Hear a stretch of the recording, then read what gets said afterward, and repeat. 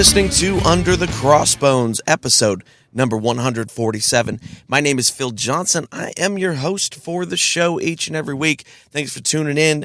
Thanks for telling your friends and visiting sponsors and sending donations and all that cool stuff that you do that helps me keep this show on the road. Episode number 147. Fun fact about the number 147. 2 fun facts about the number 147. Who knew, right? In the year 147, there were festivals to celebrate the 900th anniversary of the founding of Rome. 900 years of Rome, and they were celebrating that in the year 147, which means Rome started at minus 753. And I wonder if they thought, they're like, hey, all right, so it's minus 753 this year. If we can keep this rolling, our 900th anniversary will be in the year 147. They were probably planning ahead for that, because you throw a big party when your empire is 900 years old. You know, at least a piñata, and some of those wrap sandwiches that you get from Safeway, and Kool-Aid. Those are you have to, because that, if you're going to put on a big party, that is the way you do it, is with wrap sandwiches and Kool-Aid and a piñata.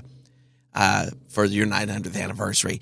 Fun fact about the number 147, part 2, in the game of snooker, which I've never played, which I think is like, I don't know if we call it pool here in America or if it's a different kind of game. I think it's a slightly different kind of game. But in the game of snooker, under normal circumstances, which I guess means under, there's not a hurricane during the game, or there's not a wildebeest rampage during the tournament. Under normal circumstances, the maximum break is 147, also known as a maximum. I wonder why. 147, or also known as a 147 when they speak it to each other. And that score is attained by potting, which I guess means putting the balls in the holes.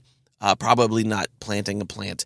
By potting all 15 reds with 15 blacks for 120 points, followed by all 6 colors for a further 27 points, all in a single break without any misses. And that is darn impressive as far as I'm concerned, even though I had to read that from Wikipedia, and I've never actually played snooker that I can think of in that particular form. I've played pool lots of times, because that's what bands do before gigs, whenever there's a pool table in the club. But I don't think I've ever played snooker. But that's how it works. So a perfect score right off the bat, boom, is 147. And apparently it took a really long time for the first one to happen. And then, like, with the 4-minute mile and all that other stuff, then it started happening. And I think there were, I read there were 60 of those 147s last snooker season. I'm not sure when snooker season is. Could be August, that sort of dead time between Labor Day and Memorial Day, maybe snooker season. I think it goes there. So my guest on the show today, before we get too much further, is James Masciarelli, author of Beyond Beauport, which is an adventure story with historical stuff in it, and about Anne Bonny, and there's pirates, and it's fun. So we're going to talk to James Masciarelli about all the work that went into Beyond Beauport. That is coming up very, very soon. As you can hear, my voice a little rough today.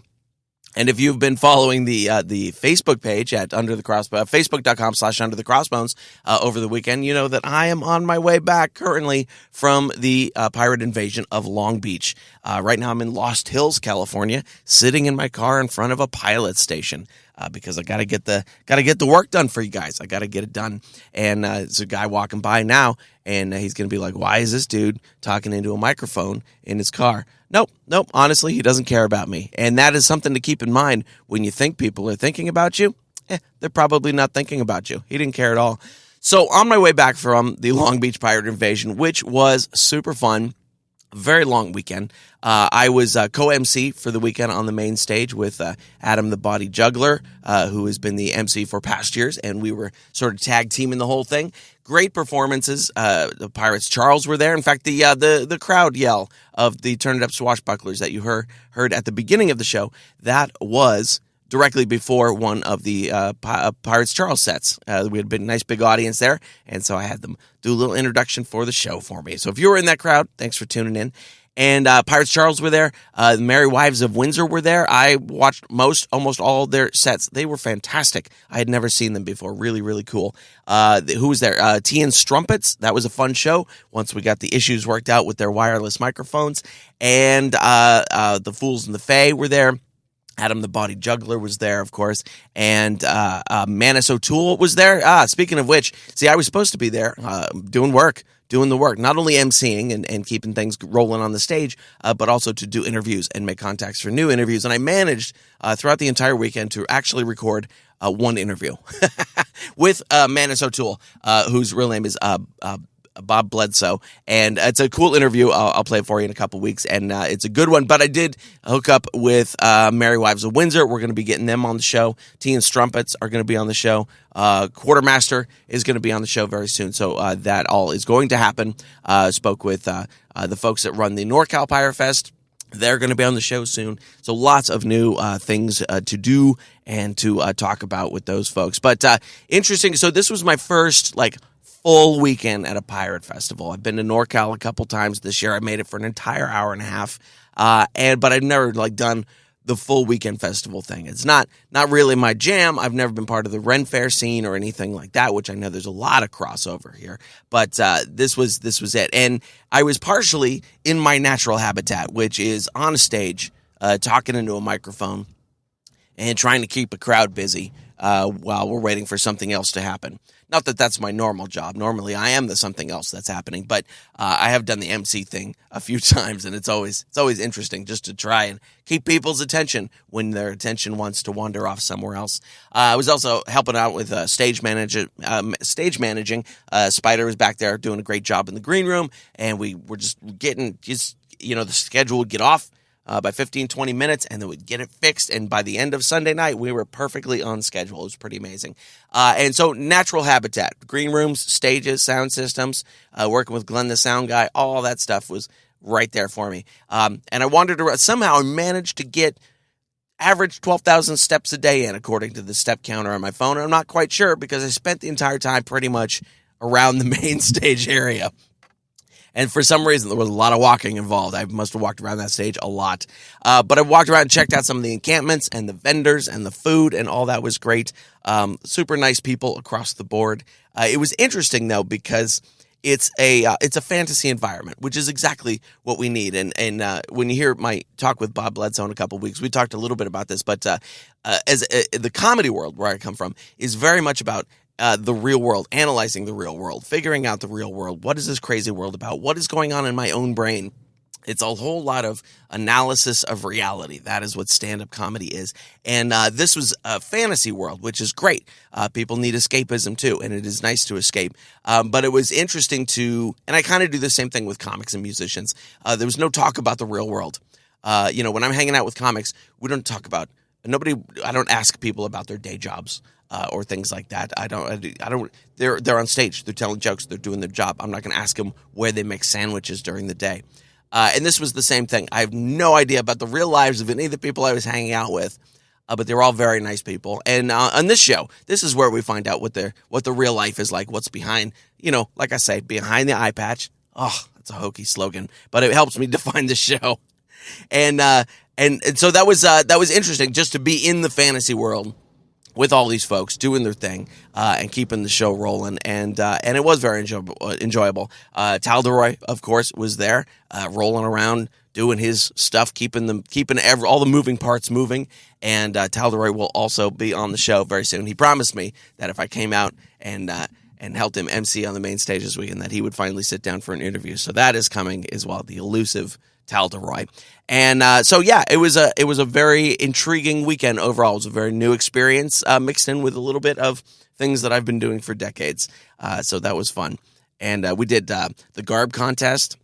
So that was great. I got to riff with the people in garb a little bit. We did some pirate trivia stuff, which everybody was like, Phil, throw out some pirate trivia questions. And I had to get on my phone and just, look some stuff up on Google. You would think after 150 plus episodes of this that I would maybe have some pirate trivia at top of mind, but I didn't want to just try and riff it in the moment. So I went to Google to make sure I had my facts right.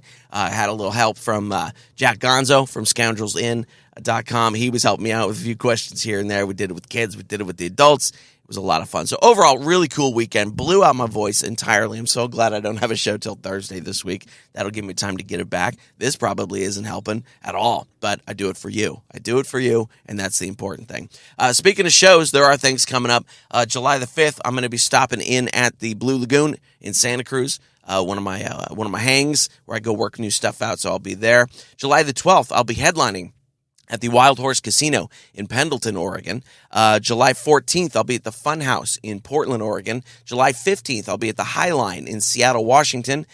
July 17th, I believe it is, I will be doing a show at the Comedy Underground in Seattle, Washington. That's one of my favorite clubs in the country. July 19 to 21, I'll be headlining at Joker's Comedy Club in Richland, Washington. And then back in the Bay Area, July 25th, I'll be at the Uptown in Oakland, California. July 28th, I'll be at Comedy Lanes in Ukiah, California, working with Sammy Obeid that night. If you have not seen Sammy Obeid before, he's very, very funny. One of my pals in comedy. Used to open for me, and then he went whole hog, and now I'm featuring for him, which is all good. I always love working with Sammy. And we got a sponsor today, TeePublic. TeePublic works with independent t-shirt artists, and me, and I have curated, there's a word there, I've curated a selection of over 100 super cool pirate t-shirts for you. There's funny ones, there's sexy ones, there's scary ones, and there's over 100 of them, and they're reasonably priced. A portion of the proceeds, a large portion of the proceeds, go to the t-shirt artists themselves. A little bit comes to me when you buy a shirt, and that's how we keep the show going. So go to underthecrossbones.com/shirt and check out the over 100 super cool pirate t-shirts that I have hand curated for you. If you are enjoying the show, if I was posting stuff about the Long Beach Festival over the weekend over on the Facebook page, and that is facebook.com/underthecrossbones. On Twitter, we're at undercrossbones. On Instagram, you can find me at Phil Johnson Comedy. I put pirate stuff up there too, but I don't have a dedicated show page for the Instagram because I don't use Instagram super much, but you can find some of my stuff there. Instagram.com/Phil Johnson Comedy. And be sure that you are subscribed to the show. If you're new listening this week, if you heard about the show at the Long Beach Festival, be sure to click the little subscribe button in whatever you're listening to the show on, whether that be Apple Podcasts or Podcast Addict, Stitcher, Slacker, Google Play, Spotify, wherever you are listening. Just click that little subscribe button, and you will get the new episodes every Tuesday, downloaded automatically to your device. And that's the easiest way to go. I've been listening to tons of podcasts this week, driving back and forth to Long Beach. My queue is almost empty. I'm going to have to load up before I go to Oregon. And good stuff. By the way, if you're not listening to the Time Suck podcast with Dan Cummins, hilarious. Wonderful. If you like the history and just digging into subjects really, really deep, and you like a funny dude doing it, go check out the Time Suck podcast with Dan Cummins. I worked with Dan years ago, and I'm happy to find him again doing really good stuff. If you want to support this show, that would be awesome of you. Go to underthecrossbones.com/support. There's a little PayPal box there where you can put a donation in there. Anything you would like to put in there. $1, $2, the price of a bottle of rum, whatever you think this show is worth to you is cool with me. There's also an Amazon banner there. Click that Amazon banner and buy yourself something nice at Amazon. Maybe a bottle of rum. I don't know if they sell liquor on Amazon. I don't know if that's allowed yet. But buy yourself something nice. A piñata, Kool-Aid, maybe some of those spiral sandwiches. And have yourself a party. Amazon kicks me back a few shekels when you click through that banner, and that is a big help to the show as well. If you want to be a sponsor of the show, like TeePublic or Pirate Radio The Treasure Coast or any of that kind of stuff, there's information there as well. Go to underthecrossbones.com/support. And that's it. We're going to get into the interview right now. So here we go with my interview, the author of Beyond Beauport, fun historical book, historical fiction set in modern day. That's confusing. Yeah, we'll get it all figured out. This is James Masciarelli. Check it out. Beyond Beauport is your book. Is this your first fiction novel? It is. I wrote nonfiction before that, and it's been quite a journey. A lot of fun. Yeah, it's an interesting book because it is historical fiction, but not done as a we're in this place right now historical fiction, but as an extension of modern times, which I think is cool. Can you give us a brief little overview of the plot? Sure. I live in, for the past 40 years, I've lived in America's oldest seaport, Gloucester, Massachusetts. And as a former entrepreneur and business guy, I traveled all over the world interviewing people. And one of the things that really interested me is why the women were so different here. And after interview, this was back when I took a sabbatical in the 90s, I started thinking about what I wanted to write. And the women here are very unique. We're kind of an island community here. There's a big river, the Annisquam, that separates part of Cape Ann from the island side where we live on. And we still have a lot of historic recreation vessels here, schooner festivals and so forth. And I just found the women here were particularly interesting. I was trying to figure out why. And after interviewing ladies from ages 24 to 84 that were born and bred here in this town, I came to some conclusions that of why they're different. And the answer is the maritime culture that, marinated this island for 400 years. They have a can-do attitude. They are irrepressible. They're straight talkers. Some of them have tattoos. They love being out in the water. Some of them can outfish the guys. I row dories in the harbor. These women are very, very good, and gig rowers and seine boats, and they can do it all. They can change the oil in the boat. They can do an overhaul. There isn't much they can't do, and they're just really, really fun and unique. In fact, I have to confess, if my mother, who had seven brothers and 3 sons, had grown up in Gloucester, she would have been a Gloucester girl. So about half of the personality was my mother, but the rest is a mix of other people, yeah. And it's got some pranks. It begins with a prank during the Schooner Festival of 2012 that my protagonist, Shannon Clark, does. And because she's in kind of a foul mood because her husband is strayed and the kids have the nest is empty, and I won't do any spoilers there, but it ends a year later at the Schooner Festival of 2013. In between that, you have a campy nautical adventure, a hunt for authentic pirate gold, when her long-lost seafaring uncle, Patrick, comes into town and tells her that she is a 11th generation descendant of Anne Bonny, and presents her with a jeweled sword that was Anne's short sword, and some papers that had been in a family attic that her mother, this is my character's mother, had stolen from her mother. Little piracy in the family. And that was the sort of engine of the story. And what that led me to do was research how could a Gloucester woman be possibly connected to Anne Bonny, and what happened to Anne Bonny after the pirate trial of 1720?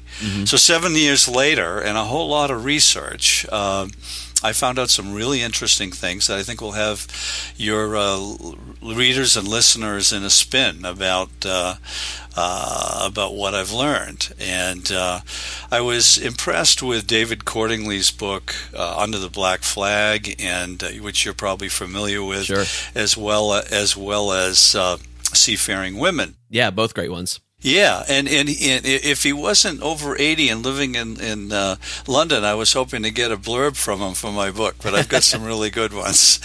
That's all right. I've been trying to get an interview with him for years now.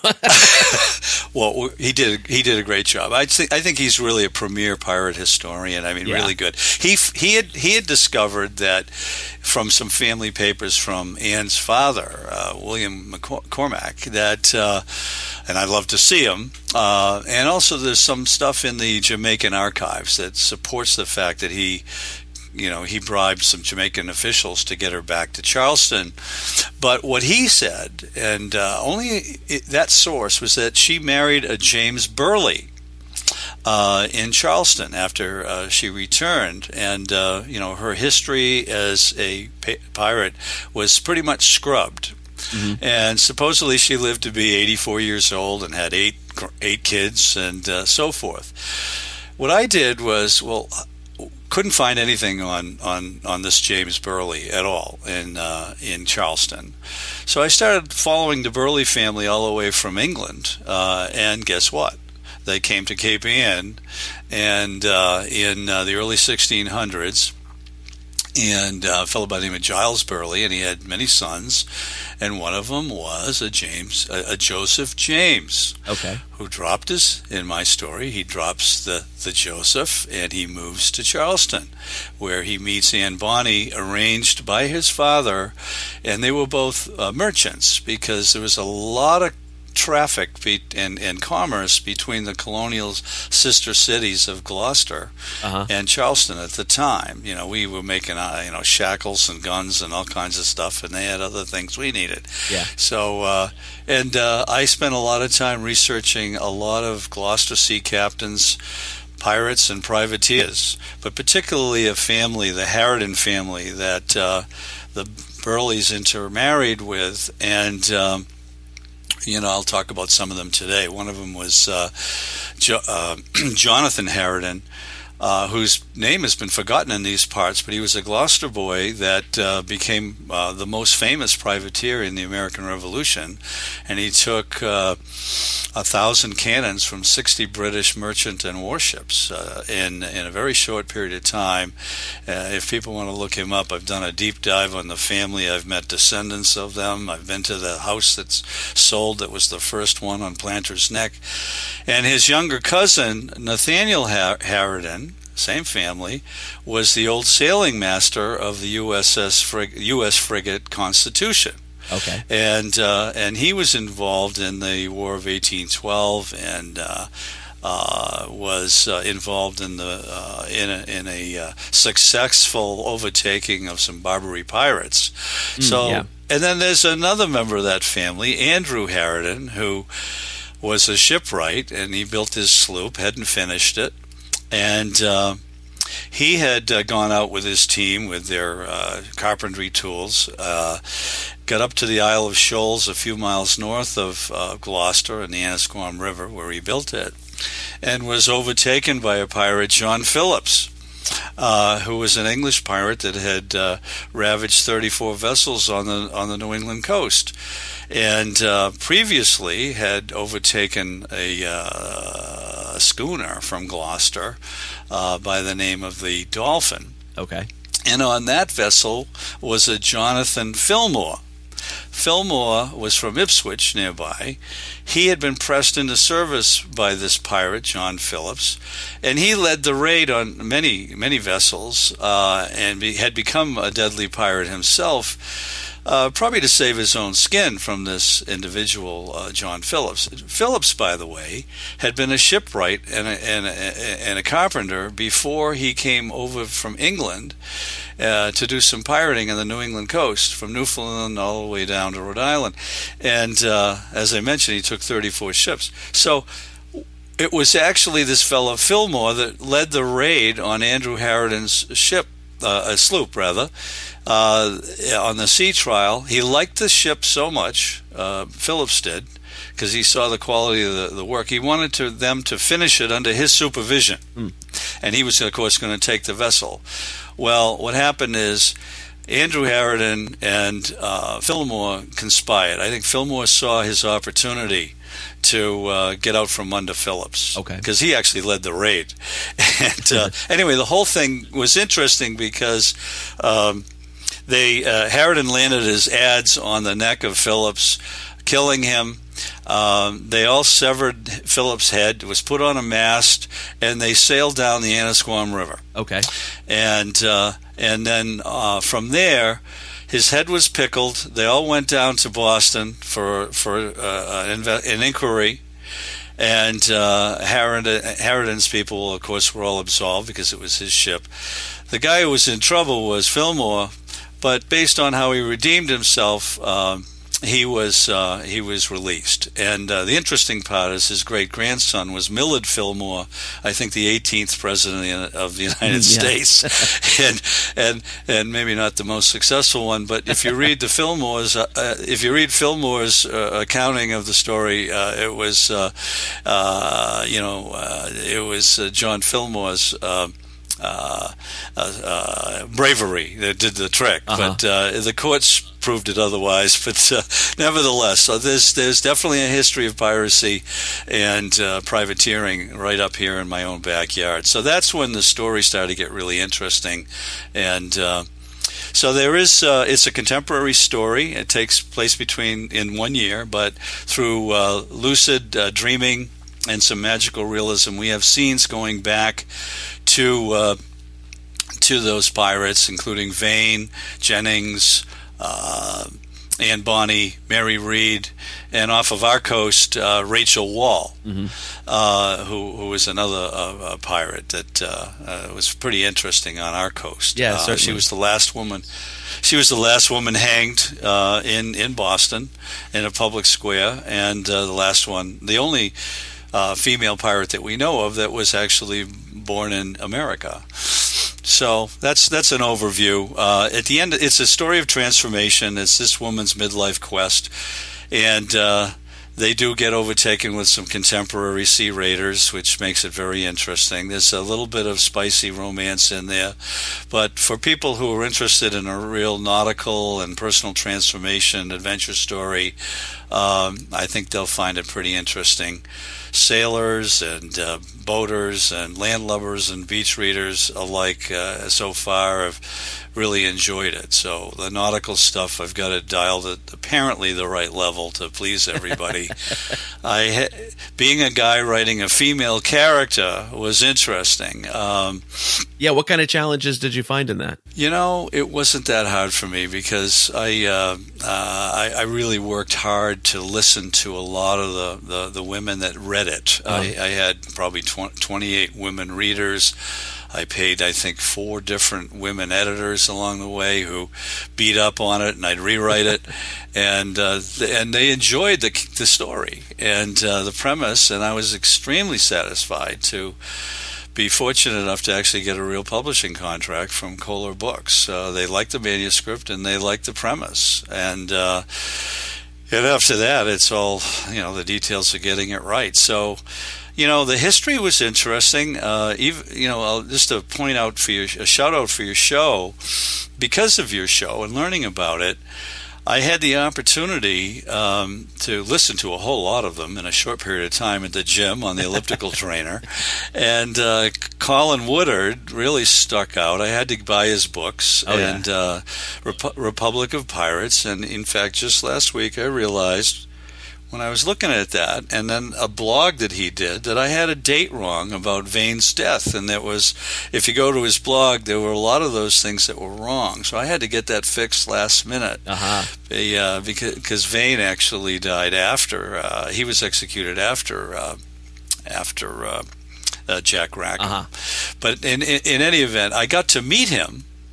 I looked at his blog and what he was up to, and he actually was coming to Gloucester. It was about a month ago for a presentation on something else, and so I got together with him. We had a nice chat and gave him a copy of my book, and maybe he'll get me a blurb. But it was because of your show that I've had a chance to look at a lot of the other folks that you've talked to. It's such an entertaining show. I love what you're doing. I'm so glad to hear that. Thank you. And Colin is a great guy. He's a very nice guy. Smart, very high data rate kind of guy. I like that. I came out of the computer business long ago, so as a headhunter, I think I told you I was kind of a pirate, actually a privateer with a letter of marque. The high end executive search business. Basically, you get a contract from a company to go poach CEOs and VPs from other companies, right? Okay. So it was a fun business. It became a global brand, and I sold it and did other things. But it was I interviewed over 35,000 people from 1973 between my corporate days and headhunting days, all the way up through the mid, early 2000s. So I've listened to a lot of people, women, men, the whole bit, and I just really love people and learning what this story is. That's interesting to have even talked to that many people, but in a structured way, like in an interview. What kind of insights into human nature do you think came to you out of that process of talking to 35,000 people? Well, one of them that your readers might be interested in, we all suffer from the human condition, right? We got nerves, and brain that, and consciousness, which is a wonderful thing, and then we have our genes, which kind of hold a lot of early instincts and memories and Sure. and survival instincts and lust and all kinds of things. So we're always dealing with that dichotomy, But one of the things I learned from interviewing so many CEOs over many years and seeing some of them go from being heads of engineering or finance or marketing or sales to being CEOs multiple times around in startups and big companies and so forth is fear. Some people, I think a lot of us can identify with it that come from blue collar families and then make it, somehow in the world. Fear of poverty drives you a little bit, and especially when you become an artist or a creative soul and you want to do your own thing, you got to pay attention to that, the money supply. But I think a lot of really tough, looking individuals, a lot of men I've met, underneath it all, they got the big bills, they got the, a lifestyle, they got people doing a lot of stuff for them. They get shot out of the saddle. They don't know what to do with themselves, a lot of them, and they make a terrible transition to the next phase of their life. But a lot of times when I start talking, well, you already got 20 million. Later he's got 50 million in net worth. I mean, this is crazy, right? So what do you really want to do out of your next assignment? What's important to you in your life? And you listen, and surprisingly the answers aren't all as enlightening as you'd hope. So I don't know if that's an insight that you like, but I think everybody's driven by a little bit of fear, especially if they're paying attention to all the threats out there. And pirates are no different. They seize an opportunity. They're looking for some freedom. I mean, piracy is just so fascinating a topic, and privateering. I mean, one of the things I ask in the book, one of the questions is do you have an inner pirate to manage yourself? I think we all do. Certainly. keep it in check. Oh yeah. But so there's some psychological stuff in there. There's not much philosophy. I was warned not to be preachy, so I avoided that. So we really have a lot of scene and a lot of action, a lot of settings. From New England to Charleston and historical Charleston to the Florida Keys and the shallows around Barfield Bay and Marco Island, where they sift the sands to find some authentic pirate gold. And Bonnie and Jack Rackham spent time at Lover's Key, as I have. So I have a scene there. I have a scene with them near Caxambas Pass, which is where fresh water leached out from the Everglades out into that area. Right near the Gulf, and Spanish galleons would be there in the early 1600s, and plenty of shipwrecks. So in my story, very credible that they would have gone up, rowed up a jolly boat, basically a half an hour up, away from their sleeping and drunk, mates, and taking Charles Vane's private stash, and after he had been deposed, and Rackham really didn't tell anybody about that, because he and Jennings, remember, were doing salvage, raids, off the coast of Florida, and they enriched themselves. But anyway, I'm starting to tell you too much. I don't want to give too many spoilers. Yeah, there's a ton of locations in the book. And how much of not only a ton of locations, but there's a lot of specifics about those locations. How much of that was you reading about those locations versus actually going to those locations? I've been to just about every location except for the Eastern Caribbean in detail. I've been to Jamaica, I've been to Nassau, I've been to the Bahamas, I've been all through Florida. I've been to most all of it. I haven't been to Dominica and some other places out there. I've been to Tortola. That wasn't in there, but I want to go to Dominica someday. That looks like a phenomenal place. But research is amazing, like today, because, with the internet and archives, you could almost do this kind of thing without getting there. But I feel it's more important to get out there, nose around. The Pirate House in Charleston actually has a bit of history. That's all debatable, but it's funny. There's a lot of evidence that said that Anne Bonny might actually have been there. Yeah. So, we'll see.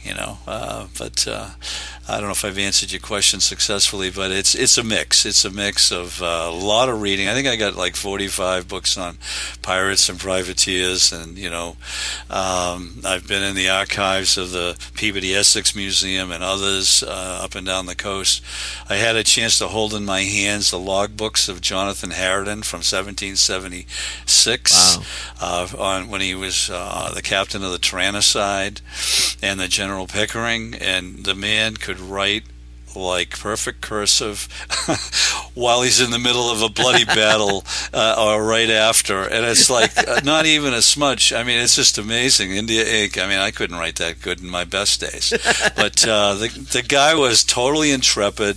That's the word that's used for him in all the tributes. I mean, he was like Commander Bond, James Bond kind of a character. Cool, calm, very funny, dry wit, indomitable, very resourceful, cunning.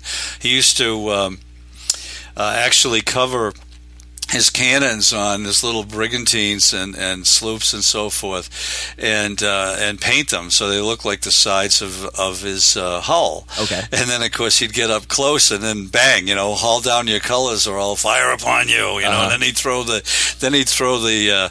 have all the guys putting crowbars and spikes and everything else into the cannons, and they would shred the sails, and his name became terrifying for the British. I read some accounts in British naval stuff, and he was feared. I mean, he faked his way to get people to drop their sails more than once. He took, in some cases, taking on 3 ships at a time. Very interesting character. I'm writing a few articles about that. Gloucester has got its 400th year anniversary coming up. Nice. In 2023, and I'm going to link up with a couple of other authors here, and we're going to write a piece for the 400, and I want to revive the Harridans because their memory has been forgotten here, and it's such a fascinating family. But certainly female pirates are always fascinating, and I wanted to do something that wasn't like the Disney World or the Hollywood version of pirates, and I think the folks in your show are interested more in some of the real stuff, Oh yeah, we go everywhere here. Yeah, and by the way, not to diss the Disney stuff because it's fun and entertaining. Don't get me wrong. And you did a show on that; it was wonderful. A few of them, yeah. But oh yeah, nice stuff. So when you the genesis of the book sounds like you really wanted to write about the women of Gloucester in that area, right? Were you looking for a specific pirate connection to start with, or were you looking for just a maritime connection and then found the pirate thing? The latter. I had four goals for writing this book. One was to write something that was entertaining for my readers and something I'd be proud of. And it took me a long time to get to the point where I felt it was ready. And even when I thought it was ready, it wasn't. So that was my first goal. The second goal really was to establish myself in the fiction department, although I think my friends think I've been in the fiction department a long time. But as a writer, and thirdly, I wanted to shine a real light on this community that I love, Cape Ann and Gloucester. There's just so much richness here. I mean, the art community, the rock bands, the blues, the jazz, the everybody's an artist here. I mean, and the fishermen and the schooner captains, and it's just a neat place. And so I wanted to shine a light on that. And then lastly, it'd be nice to have some commercial success because I intend to do this until I drop. But to answer that question specifically, I needed an engine after I got this character in my mind really clearly. Well, what am I going to do with her, to make this an interesting story? And the truth be told, I was down in Florida at Mel Fisher Museum. Okay.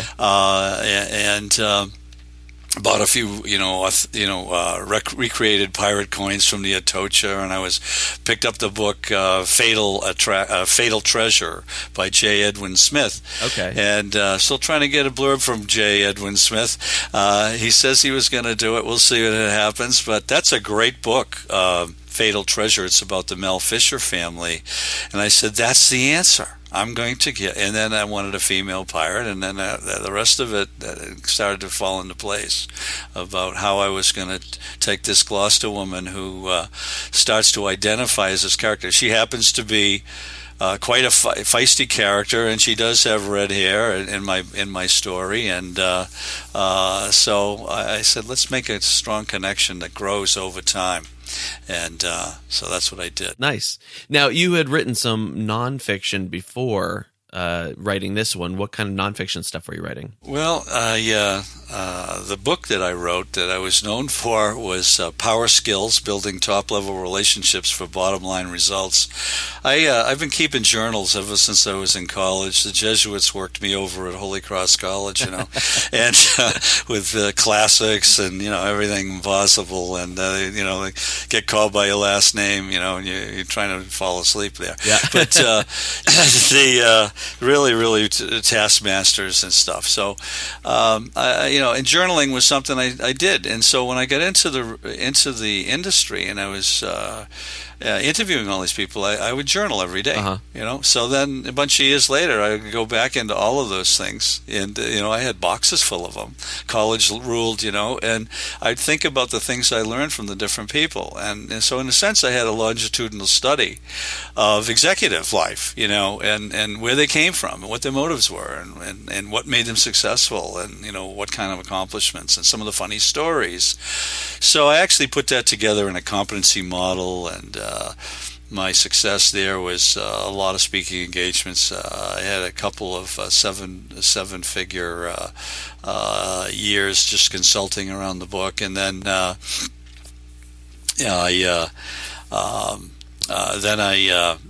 turned it into a training program with a competency model and licensed that to a ton of companies and had trainers working for me.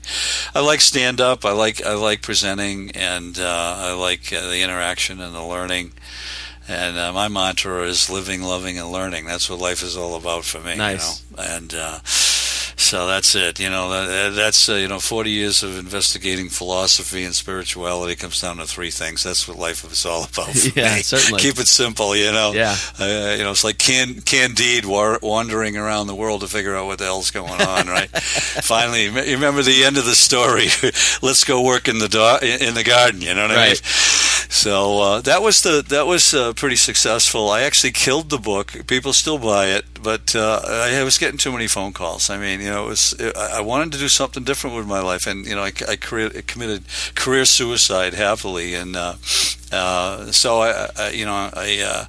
I really wanted to move on and do other things, which I did, angel investing and a bunch of other stuff, and then coaching and executive coaching and change management and that kind of stuff. Okay. And then I really hung it up.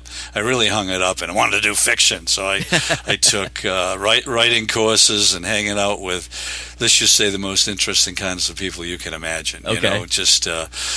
Being the oldest dude in a writing conference, where there's like 90% women, and I'm one of the few dudes there that still writing. There's a lot of women in these conferences, and they're fascinating. And but the guys are too, and so I do a lot of those conferences. Creative writing stuff. I've got 2 screenplays I never finished. I learned Final Draft, the software, and I felt that writing screenplays, you got to be young, you got to be in LA, and you got to be connected, and forget about it. And those 2 stories I love, and I'll probably turn them into novellas. But writing that way for screenplays with stage direction and cryptic stuff and just dialogue is a very confining style. So I think that think that novels, novellas, and even an exciting collection of short stories would be much more fun to do. Yeah, and even a lot of the screenplays that are happening now have been based on books anyway. And in fact, my friends in LA are always like, no, write a book first, because then you can sell the book and then option it for the screenplay. Yeah. And it does become less confining that way, because you can elaborate on the story and then just take out all the weak parts later on when it comes to a script. That's my hope.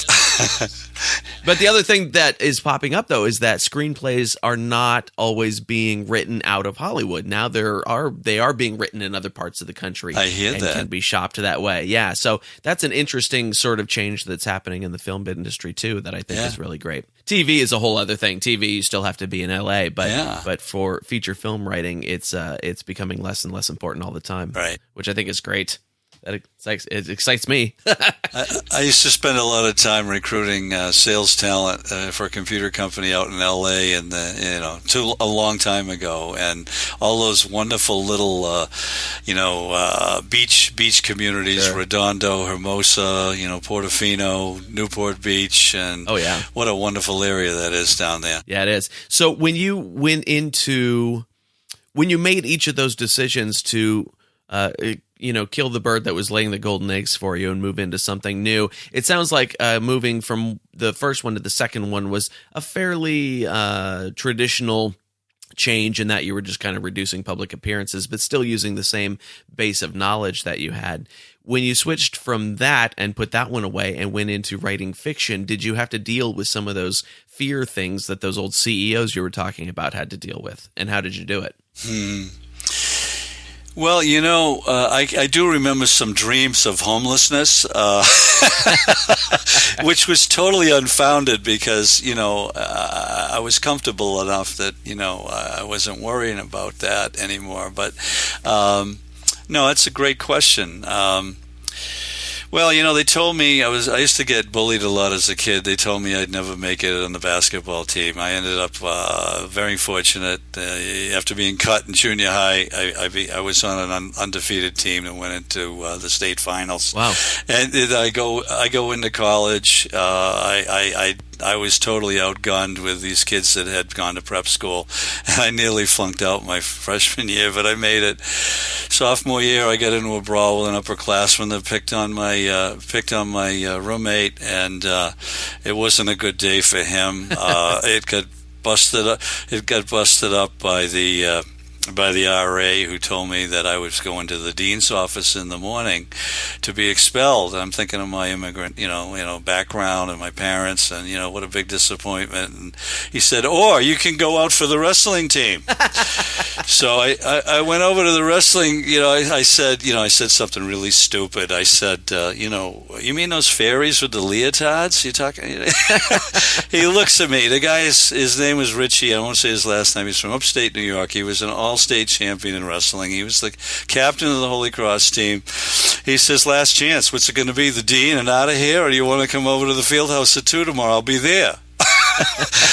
He beat the crap out of me. I mean, he like, it was like MMA, only with the Greco-Roman rules. I mean, I was up, I was down. I felt like I was going to be all over the mat. I was going to barf. I said, "I'm in. Teach me how to do this stuff." And I wrestled for 3 years there. I got out of school. I wanted to be a teacher. Couldn't find a job.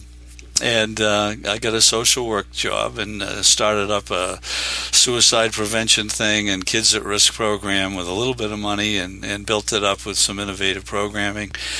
And then I needed to feed my family, and I got an HR job, and that really was good. Data General was an outlaw brand. They kind of had the pirate code over there. They thought they had, there was a book about that by Tracy Kidder called Soul of a New Machine. I had recruited a lot of the people in that book. They're a bunch of hotshot kids, I ended up wanting to move forward to do new things. I think a lot of it had to do with the Greek education, literature about the Greeks embracing their mortality every day, and actually being better than the gods, because we have to live each day to the fullest, So I never wanted fear to be something that would direct me. That was early on, that was something. So yeah, sure, you get those feelings, but then you really have to look at it and to be a joyful skeptic and figure out what you want to do, because I know that I'm mortal. A lot of people are walking around. They don't get that. They think they're going to live forever. Right. They make decisions like they're going to live forever. That's not the way I do it. I want to be respectful of other people, leave something positive behind, and enjoy every day. That's so. It's really I'm not as worried about cutting a new course as other people are. They're just terrified of making changes. And I think it's just part of life. Yeah, it definitely is. Well, that's great. So where is your preferred place for people to get the book when it's out online? Well, right now it's available on Amazon, Barnes & Noble. It's going to be shipping July 10th. It'll be pretty ubiquitous. There's a new app my publisher has introduced me to called Aereo, which has its own bookstore, so you don't even have to worry about collecting or anything like that. You can put it on your own website, and people can order it, and it gets fulfilled. In fact, you might want to consider that for your operation for some of your authors, so you can enrich your own program and support your programs with it. Yeah, that's pretty cool. So I think the publishing models are changing and very exciting, and I'm very happy to have a very avant publisher who really is a mentor in this industry. They've got 400. They got a lot of bestsellers, and they work with a whole different pile of publishing models, and they're very good. Very cool. That's great. And what's a good website or place online for people to follow your work? Oh, thank you. Absolutely. JamesMasciarelli.com. That's where I'm posting, and so to playing catch up, but it's steaming along. And Facebook, you can find me there. LinkedIn, Twitter, but mostly Facebook and JamesMasciarelli.com. And that's where a lot of the news will come from. Fantastic. That's wonderful. Well, I hope the book is very successful for you, and we'll get some folks over there to check it out. Thank you very much, Phil. What a pleasure. Take care. You too. And there it is, friends. That is my interview with James Masciarelli. Fun stuff. That guy works hard on his books. And a lot of life lessons there to be learned. I was glad we got a chance to do that. If you want to find out more about what he's doing, go to jamesmasciarelli.com, and that's one of those Italian names with lots of extra vowels and things in it. I'm Italian, but I have a Swedish last name, Italian on my mom's side. Masciarelli is Masciarelli. And of course, all that will be in the show notes. All the links and stuff will be in the show notes at underthecrossbones.com/147. What did you enjoy? Did you learn something cool? Did you hear something you liked? Be sure to come over to the Facebook page and give us a heads up. Give us a little comment. Let us know what you liked, what you didn't like, whatever. Facebook.com/underthecrossbones. We're sponsored today by Pirate Radio, the Treasure Coast, WKKC-DB, playing the best music of today's hits and yesterday's classics. And, of course, Pirate Radio Talk, playing the best pirate radio shows, including Under the Crossbones, 24/7 commercial-free. To listen, go to pirateradioTheTreasureCoast.com or pick up the Pirate Radio WKKC-DB app in the App Store. That's the music station. Or for the talk station, go to pirateradiotc.com or pick up the Pirate Radio Talk for the talk station. You can also yell at your Alexa device or your Google device to play Pirate Radio, the Treasure Coast, or Under the Crossbones, for that matter. Just yell at your machine and go, hey, Alexa, Google, hi, Google, yeah, you over there in the corner, silently lurking and recording my every movement and sound. Hey, Alexa, play Under the Crossbones podcast or play Pirate Radio, the Treasure Coast, and it will do so. It will do your bidding just for asking it to. It is also recording your every move, just so you know. They're watching you. There's weird stuff happening with those, but they'll come around. All of this is brought to you by iTreasure Radio, the very best digital media from independently owned stations at iTreasureRadio.com. If you're new to the show and I would like to keep closer contact with you, let you know the cool stuff that's going on, but I've got an ebook for you. I'm not just going to ask for nothing. I've got an ebook for you. This is Pirates of Panama or Buccaneers of America by Alexander Exquemelin. Great book, originally published in 1678. Yeah, Period. Stuff right there. Alexander Exquemelin was a doctor who ended up on some pirate ships, wrote about his firsthand experiences on those pirate ships, and put it into his book called The Pirates of Panama, but it's also known as Buccaneers of America. It's out under 2 titles. So I've got a free ebook copy of that for you. Just go to underthecrossbones.com, click on the ebook section, the free ebook link right at the top there, and you can download it there. If you're out and about and all you have with you is your phone, you can text the word pirate and your email address to 94253. Just text the word pirate and your email address to 94253, and that will kick back a little link to your phone so that you can download the book by Alexander Exquemelin. And last thing, if you had a cool thing at the Long Beach Festival or any other festival, or you saw some bands or you did some things that are piratey and that you would like to let people know about on the show, give me a call. My hotline is 408-599-2733. Again, that's 408-599-2733. That is my Google Voice line. I won't pick it up. You can just call it, leave me a voicemail there any time of day, 24/7. It'll let me know that you did that. And if you got a cool story, we'll play it on the show. That'll be lots of fun. That is our show for today, friends. Thank you very much once again for tuning in. I always appreciate it. If you want to find out more about my guest, James Masciarelli, and his book, Beyond Beauport, go to jamesmasciarelli.com. And if you don't know how to spell that, click into the show notes, which you can probably do in your pod player. Just click the album cover. It'll usually show you the show notes. And if you want the full extended show notes, go to underthecrossbones.com/147. We have got amazing shows coming up. Next week, T.F. Wright, co-creator of The Pirate's Fate, which is an interactive digital novel. Cool stuff. A lot of stuff in here we haven't talked about on this show before, and that's going to be a really great one. Week after that, Michael Lopresti of Rogues Armada from back on the East Coast. We're going to have him. And episode 150, Dave MacArthur of Pirate Radio, The Treasure Coast. It's about time, 150 episodes in, right? We're going to talk to the guy that actually owns Pirate Radio, The Treasure Coast. Lots of cool stuff coming up. I'm going to go drink something with a little caffeine in it to get through the last 4 hours of my drive back home here. And then I'm going to rest my voice for a day or two. I can't do that. I've got more talking to do. There's always more talking to do. I'm going to try and rest my voice. And I will see you guys next week. Thanks.